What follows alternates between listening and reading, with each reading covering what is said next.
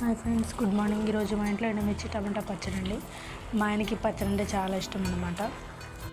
ఇది మా అమ్మమ్మ చేసిన రెసిపీ కాదండి, మా అత్తమ్మ చేసిన రెసిపీ అనమాట. ఈ పచ్చడి చేసి ఒక డబ్బాలో పెట్టుకుని ఒక 10-15 రోజుల వరకు నిల్వ ఉంటుందండి. చాలా బాగుంటుంది.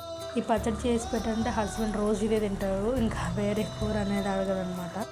ఎంతైనా సరే మిక్సీలో నూరిన దానికి రోట్లో వేసి నూరిన దానికి చాలా తేడా ఉంటుంది టేస్ట్.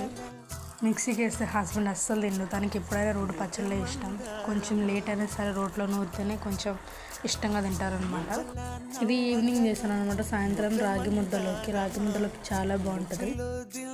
మీరు కూడా ట్రై చేయండి, చాలా బాగుంటుంది. ట్రై చేసి కామెంట్ చేయండి ఎలా వచ్చింది. మీకు ఏమైనా వంటలు కావాలంటే కామెంట్ సెక్షన్ అడగండి, నాకు వీలైనంత వరకు చేస్తాను. నా దగ్గర జీలకర్ర ఎక్కువ లేదు, జీలకర్ర ఉంటే మీరు ఇంకొంచెం ఎక్కువ యాడ్ చేసుకోండి, చాలా బాగుంటుంది. Please subscribe for YouTube channel friends.